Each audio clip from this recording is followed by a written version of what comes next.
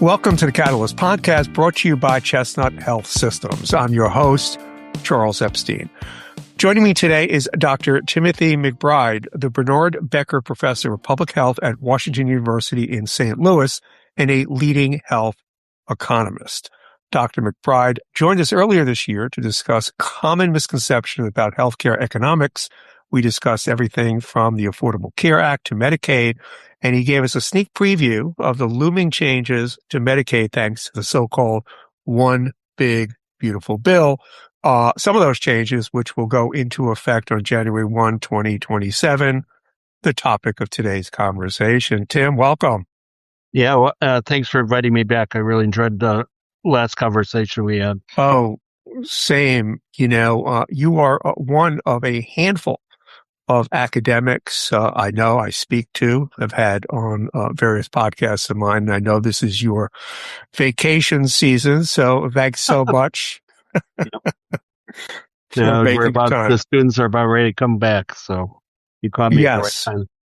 Yes. Okay. So good. This will just sort of get you right into that frame of mind. So there you go. Again, thanks so much. So, if you would briefly tell our listeners about the major provisions set to take effect January 1, 2027. Yeah. So thanks again for this is an important topic, and it's very, like all federal legislation, it's complicated. So we'll try to simplify it in the way we can. So the so-called One Big Beautiful Bill, sometimes we call it H.R. 1, is set to go in effect, as you mentioned, January 2027. It was signed by the president on July 4th, 2025. So it always takes a while for these things to be implemented and, all the rules and regulations written. But we're well in the throes of dealing with it. The main provisions that I think are worth focusing in on are there a lot of it. So there was a bill had on one side large tax cuts, which we probably won't talk much about, but the Medicaid side of it, which is used to pay for the tax cuts, is what we will talk about, and it's roughly about $1 trillion over 10 years cut out of the federal payment for Medicaid, and it falls into 3 or 4 buckets that are important, and probably a couple of them are more important to talk about than others. First one is called work reporting requirements. So it requires those who are not children and not retired age elderly to go to work if they're on Medicaid. And so that's a really important provision. We can come back to that. It repeals certain rules that the Biden administration put in to simplify the eligibility and renewal process. It requires more frequent verifications twice a year for the person to remain on the rolls. Right now, it currently is once a year. Now it's going to be twice a year that they're going to go to the person and say, are you actually eligible for Medicaid? And then it has a couple of provisions, which we can talk about if we have time, that reduce the amount of so-called provider taxes and state-directed payments. I will point out, and it's probably worth talking a little bit about, there's a provision that was added at the very last minute in order probably to get the last couple votes in the Senate for a rural health transformation fund, which is about $50 billion. And they won't say that it's to offset the Medicaid cuts, but I think it really was put in there for that reason. So that's sort of the broad sweep of the bill. How many are expected to lose coverage due to these provisions? The various estimates are just the Medicaid piece of this is probably 10 to 12 million people. When you add in the other piece of this, which is important to think about when you think about insurance coverage, is they could have kept in place what are called the enhanced premium tax credits for the so-called Obamacare marketplaces plans. And that's a little bit complicated. We could talk about it if you want, but it's those enhanced premium tax credits expired at the end of last year, not in 2026 or 2027, but the end of 2025. So they made it significantly cheaper to buy a marketplace plan on Obamacare marketplaces. It is expected, and I think we're actually already seeing about 4 million people losing coverage for that reason. So you put those two together, it's like close to 14 million people. That's quite a lot of people. It is. Uh, yeah, I'm going to ask you a sort of devil's advocate question. So supporters call this, straightforward accountability measure, 80 hours a month of work, school as service to keep coverage. Isn't that a reasonable ask for a program funded by taxpayers, Dr. McBride? Yeah, so that's a great question because, when they were debating this bill, on the surface, to most Americans, it probably seems reasonable to ask people to go to work if they're on Medicaid, if they're of working age, 19 to 64. Why not? And it's not doesn't sound like an unreasonable amount of work, 80 hours a month. And then they said, okay, we're going to exclude certain things, medical frailty, if you're going to school, if you're caring for a small child, and so on. And no, so it seems accountable, but when you dig under the hood and you think about how to implement this is where you're going to lose a lot of people. But at the helicopter level, I want to point out that of the people that are currently on Medicaid or this age group, about 2/3 of them, roughly 64%, are already working. So when you're applying a work requirement to the program, it's important to remember that, again, about 65% of them are already working part-time or full-time. So it might beg the question, like, why do we need to do this? Okay, well, you might just want to verify that they are, but you could probably look at payroll records to figure that out. And then of the remaining, say, 35% or so, um, some of them are taking care of a small child. Some of them are medically frail. Some of them are not working because they're going to school. And that leaves about 10% of people who are not working and don't have one of those exclusionary categories.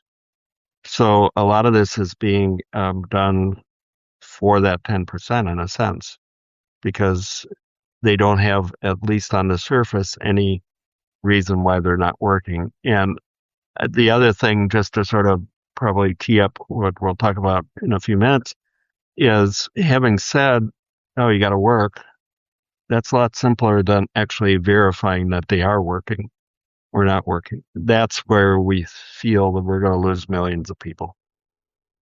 Yeah.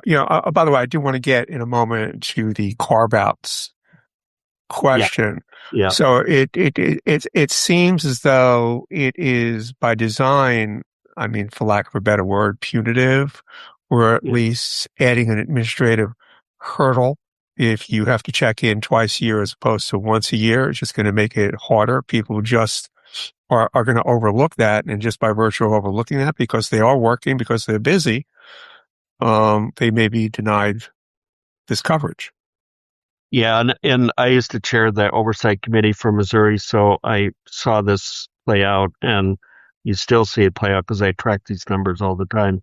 And so when you ask people to verify that they actually are still eligible for the program, including that they're meeting this work reporting requirement, that's just extra layers of administrative burden and in our state, for example, what literally happens is you get a letter mailed to you and it's several pages long and you got to fill it out by a certain date within 30 days. And then there's a lot of things that have gone wrong in that process. We know this because I've been tracking this. So you might not get to your address because people move around a lot. So they might have the wrong address. Number one, the mail service is sort of messed up right now in the United States. So it might not get you that way. Then you might get the letter and you might not realize that you have to fill it out. And I can tell you, I've seen these letters. They're complicated. People looked at them and they just say, oh, okay, so I still have my Medicaid. And they put it aside. They're busy. Their lives are complicated. And then let's say you don't have any of those problems. You submit the thing, it might get lost. We know, especially in certain states, that there's a lot of procedural problems in processing these paperwork. Our state is probably one of the poster childs for that in Missouri. So even if they are actually to get to the point and say, oh, I got to fill this out, it might get lost in the process, and there might not be enough state workers to actually process it. Our state has not enough state workers. They don't get paid enough, and they get far behind in the paperwork. And now we're going to make them do it twice or three times. Right. So three times as much as we're already doing it. And our state, for example, recently said we don't have enough people to do it, and we have to contract out to do it. Yeah, and they know there are all these impediments. Yeah. It to a large extent is based on bad faith, much like the Save America Yep. bill is. At first blush, it seems very reasonable. Well, yeah, why not? You should be able to, or you should be required to bring these forms of identification. But again, as you drill down, you realize it's not always quite that simple. Exactly. And then I think to your point, I really think it comes from a point of view that really a lot of the people shouldn't be on the program, because I've heard people say, well, they must be playing video games in the basement or something. And that's, as I pointed out, 2/3 of the people are already working. So what's the problem here? Right. Again, it's, to be polite, it is largely disingenuous. Yeah. Yeah. So I want to ask you, the rule carves out pregnant women, caregivers, the medically frail, as you mentioned, in hardship cases. Who determines these exemptions, and how is this done when self-attestation is not allowed? Yeah, so that's a complicated question, because let me just mention the self-attestation at the end, and that's a sort of a technical term, but that means that you can there's certain ways, and it's currently in the law, that you can just say, I have a small child, I'm disabled, whatever. And in a lot of states, that's good enough. And they can look at their own records, and the state can just say, okay, yeah, we agree with that. That is not allowed now. There's a certain transition period where it might be allowed, but clearly after the end of the year, the door's going to be shut. So to your question, these carve-outs, exemptions for those categories you mentioned, that literally means that someone's going to have to fill out a piece of paperwork, and someone's going to have to check that piece of paperwork. And all that we worry is going to create another place where this could go wrong for what we call procedural reasons. And so let's talk about the disability one, for example. If you have a permanent total disability, you need to be on Medicaid, and probably most people would look at it and say, yeah, and that person can't go to work. The current law is more lenient than the one that's going to be implemented. Basically, if Medicaid has evidence in your medical record that, say, for example, you have a permanent disability because you show you have a wheelchair, or you show you're taking a certain drugs, or so on, that's good enough. But that's not going to be good enough going in the future.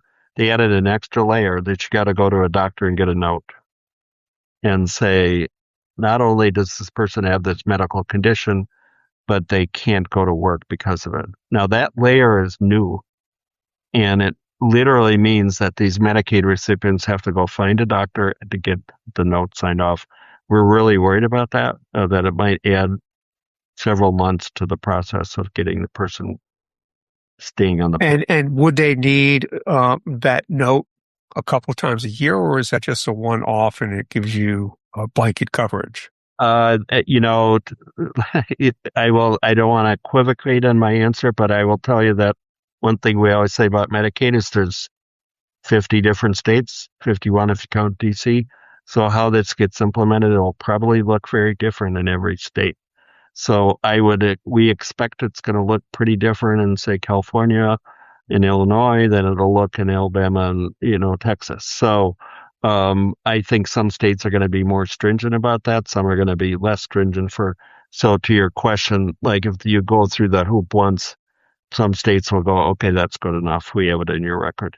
Yet to be determined. Some states, quite literally, to the point we were talking about earlier, Medicaid is a big burden on these states, and, any kind of excuse you can make to lessen your rolls, you might take that route.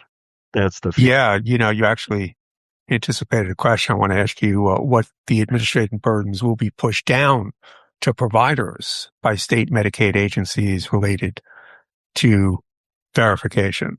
That's obviously going to be a big issue as well. Yeah, quite literally, the thing that surprised us the most when, every time a bill is passed and then it has to be codified in the regulations, and that came out a few months ago. And the thing that surprised people the most was this thing around medically frail and the requiring the extra doctor's note. And I can tell you, it's causing a lot of consternation, and it's even causing the states.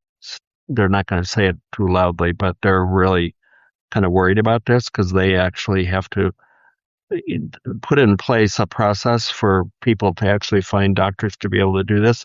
So it's placing a burden on the medical system. And we already know in the Medicaid system that Medicaid providers don't really they're less likely to want to take Medicaid patients because they don't get paid very well, and it's kind of a difficult population to deal with. So they're more likely to take a private insured person or a Medicare person than a Medicaid person. So we already know that's the case. Now we're layering on extra burden on the providers. We're really worried about that. Yeah, which begs the question, what's the role of Medicaid managed care? That's a great question. I see, that you asked that question because getting into the weeds a little bit and that's what you do in your podcast. I appreciate that. It for a pretty large percentage of people on Medicaid in this age group, 19 to 64, I would say the vast majority of them are in a managed care plan. So what that means is the state and the federal government pay dollars to an insurance company and they manage the program. And there are a handful of insurance companies that have most of these patients, most of these beneficiaries. I I think it's to be determined what role they're going to play in this. It's an interesting political science type question because they probably have actually an incentive to try to keep people on the program because then they get more revenue. But on the other hand, they also don't want to run sideways with the state and federal government and sort of be seen as like we're helping the patients, because this administration in particular has has their antennas up on what they're calling fraud. So you don't want to be tagged as doing something that is going to get the federal government to come look down your neck because these are literally billions of dollars of contracts. So they're probably going to make sure that they don't go overboard to help beneficiaries. I'm worried about that, to be honest with you. Yeah, I wasn't expecting to ask you this question, but obviously Medicaid fraud, particularly with some of the allegations going on in Minnesota, Yeah. et cetera, is very much in the news. But realistically, what percentage of the Medicaid spend, if you would, does that really represent? I don't know if you have anything at the tip of your fingers on that, but I don't know if I have anything off the top of my head, but I can tell you that it's small. I think it's not zero. So, I would be fair and balanced to say that. But what kind of bothers me about the current discussion, to be honest with you, is that if you hear the commentary about the fraud, it's often pointed at beneficiaries like they're cheating or defrauding the government. But again, it's pretty small. I think it's in the single digits as a percentage of dollars. It's isolated to certain companies and contractors, and it's more on the provider side and the supply side than it is on the beneficiary side. I think that the average politician, average person in the country might think, oh, it's got to be a lot of this, it's got to be fraud. And you hear waste and abuse and things like that.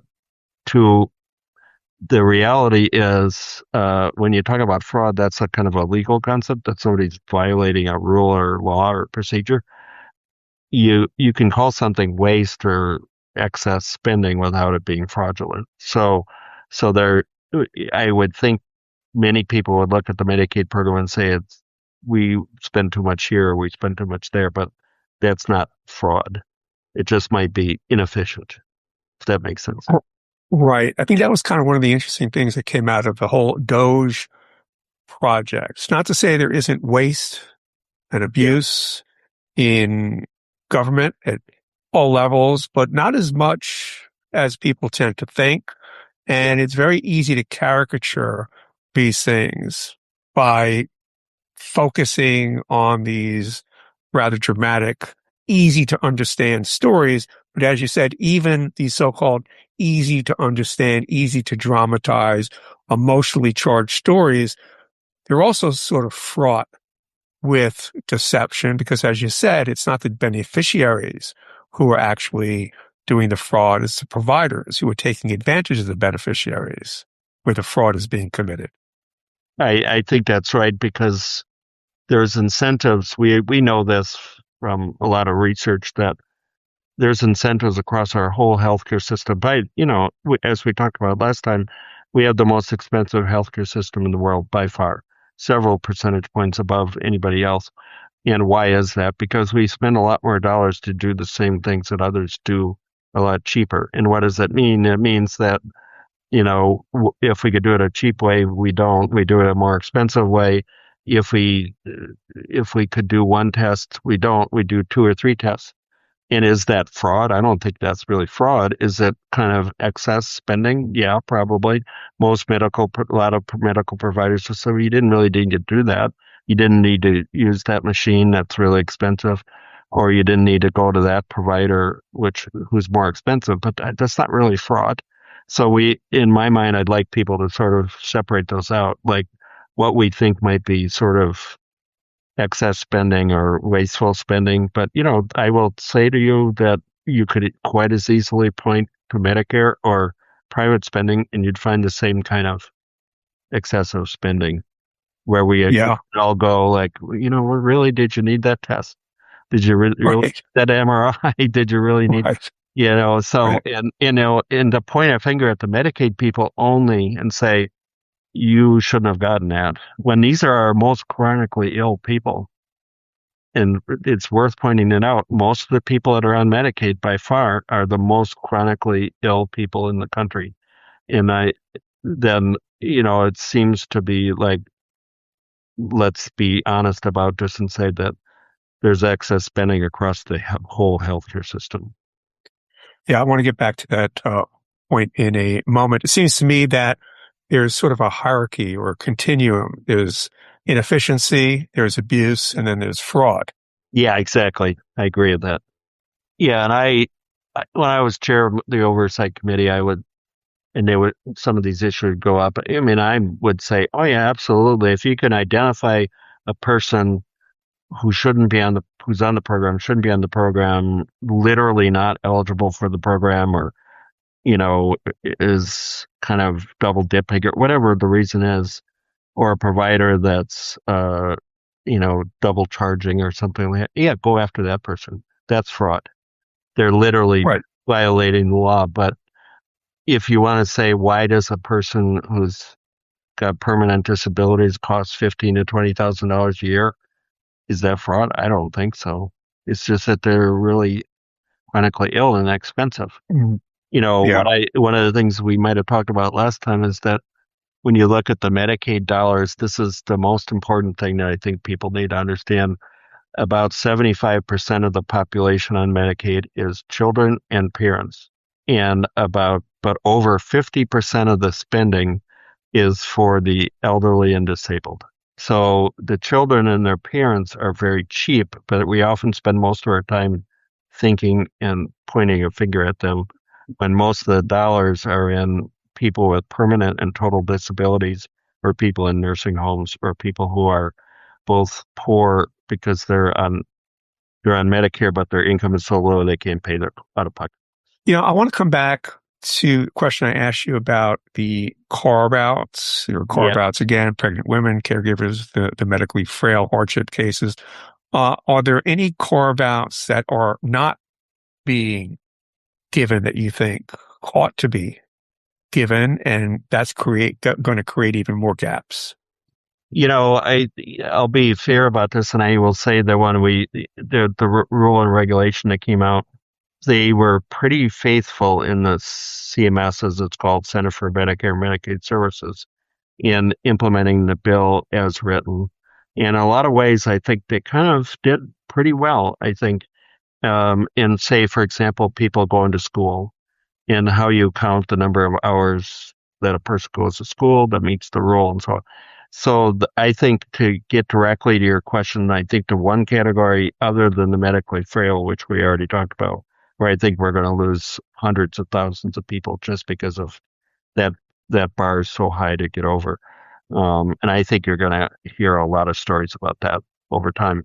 The other one I think we're really worried about is they have pretty specific provisions that if you have a small child or if you're a pregnant woman, as you mentioned, you're exempt from the work requirements. But what about a person who's caring for a aged family member or a person with disabilities?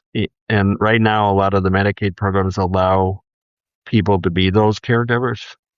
And it's not at all clear to us that that's going to be allowed going forward. And Is that's an open question, actually. So, I mean, yeah, because children are, politically popular, they're not going to make a mother go to work who's got a 1-year-old or a kid right. go to work. But are they going to make a person go to work that's got a person in their home with disabilities? I think we're going to start hearing stories about that, to be honest with you. Ultimately, all these millions of people who are going to lose coverage, what happens to them? What happens to these people who fall between the cracks? And on top of that, what happens to the system? What happens to emergency rooms where people can't get treatment and these conditions are allowed to worsen, where the only recourse they have is a trip to the emergency room, and we know how expensive that is. Yeah, this is what worries me a lot is, to put some parameters around this. I mean, the direct answer to your question is people who need care will probably try to get care. But what we know about it is they'll delay their care. So it'll take them longer to go in and get it, and they'll end up being sicker than they would have been if they'd come in earlier.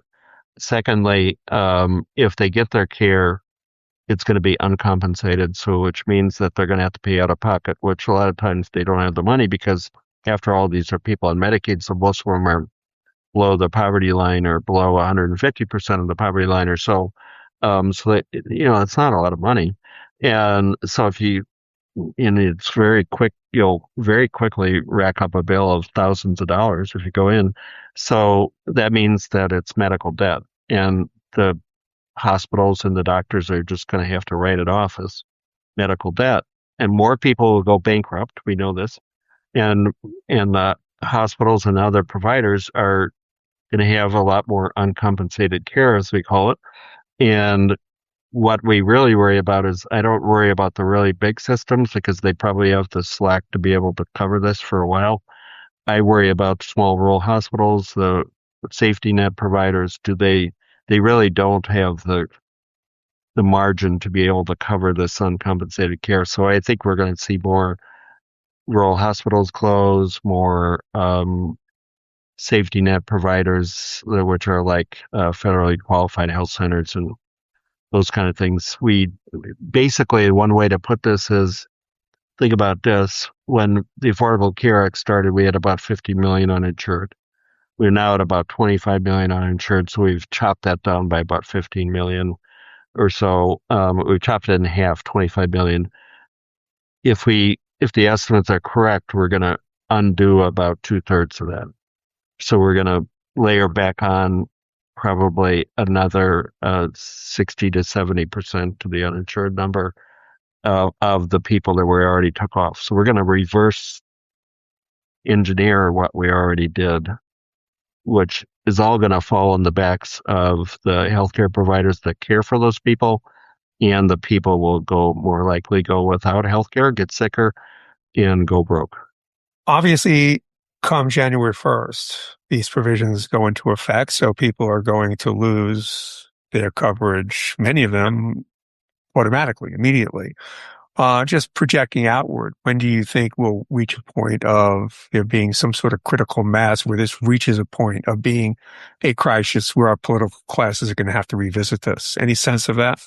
Yeah, some of this it's interesting. Even I was not expecting this to already happen, but we are now documenting some drops in coverage already, and you may be scratching your head about that. I was at least. For example, we've lost 4 or 5 million children off the Medicaid rolls already in just the last year. And we're scratching our heads about that a little bit, and we're losing their parents too. And as near as we can tell, Georgetown University called this the chilling effect.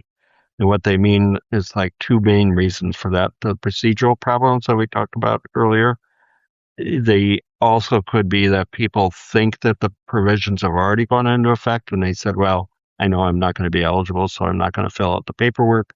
Or the third one is deportations. We might be losing people, and maybe a not insignificant number of people who are non-citizens who maybe they were actually on the Medicaid rolls because they were not quote unquote illegal, but they're afraid to file government paperwork because they don't want to reveal themselves to the government. We think that's part of it. And then, but after, to your point, after January 2027, it's going to be a march. Every month, we're going to see more and more people dropping off. So it's not going to be like right away, 10 or 14 million people, but it's every month, it's going to be a few more hundred thousands of people. And the other thing that worries me about it is it's not going to be uniform across the country. It's going to be pockets of country. It's going to be worse than other pockets of the country. And that's going to largely depend on how the states respond to this. Some states are going to be more responsive, some less. So, yeah, go ahead. Are all states subject to the same reporting requirements? So there'll be transparency as to how these rolls shrink? Yes, they are. Yeah. So we're going to see this in real time. Yeah, we'll see it basically January 1st. And I mean, we're now talking about this. We're just a few months away from this. So I can tell you the states are already working on this. They've already launched websites and, by the December or so, and that's going to be when they're going to be asking people to verify they're on the rolls. So right after the first of the year, we're going to start hearing providers, and there's already been some stories saying, hey, our revenues are dropping. I got more uncompensated care. What am I going to do about this? So I think to your point, it's going to start as a noise and it's going to just amplify every month. It's the way I envision it to happen. And I don't know when it's going to get to the point where people go, wait a minute, what did we just do? And why did we do that? So, Tim, through no fault of your own, this is a pretty grim topic. So perhaps you can take us out with something positive we can latch onto. So my dean, Sandro Galea, has this habit when he does an interview. He says, is there anything that makes you optimistic? It's an interesting question. Dr. McBride, is there anything that makes you optimistic? So when when I hear that question, I'll tell you what makes me optimistic is when this debate over the big, beautiful bill started, Medicaid was probably a pretty unpopular program. At the end of the process, what we found out was it rapidly moved up to significant popularity where 70 or 80% of people said, I like the Medicaid program. And why did that happen? Because we found out that like over half the population either is on Medicaid, knows somebody on Medicaid, or has in the past been on Medicaid. And so when they said, well, I don't really like the Medicaid program, I think the people are, should be going to work or defrauding people. No, the answer was we need this program and we need it for people with disabilities. We need it for the aged. We need it for low income children, and we need it for providers who are our safety net providers. And so what makes me optimistic is, ironically, we made this program very popular and we help people to understand why it's important. And you're doing a good job of that too by having these interviews. Oh, no, I really do appreciate that. And that is an excellent point. And like most of this stuff, it comes down to whose ox is gored, right? Yeah. That's who really gets animated and activated around these things. And yes, and I appreciate you saying that because that's been my experience, our experience doing this podcast. We talk about Medicaid in ways that disabuse people of the common misconceptions, which is part of what we talked about in our first conversation. Yep. And, Medicaid has been our safety net gap program for a long time that it's not filled by employer insurance, not filled by Medicare. And it has a crucial role in, our healthcare system. And I think people are realizing that. Yeah, for sure. Dr. McBride, thanks so much. We're going to have you on for a trifecta, a third time, maybe early next year, as this thing really starts to take hold, and we're starting to see some of the fallout from it. Yeah, well, I'd be happy to do it. As you know, I enjoy talking to you. So. Oh, same. Today I spoke with Dr. Timothy McBride, the Bernard Becker Professor of Public Health at Washington University in St. Louis and a leading health economist. This is Charles Epstein for the Catalyst Podcast, brought to you by Chestnut Health Systems. For more, visit www.chestnut.org. Thanks for listening. See you soon.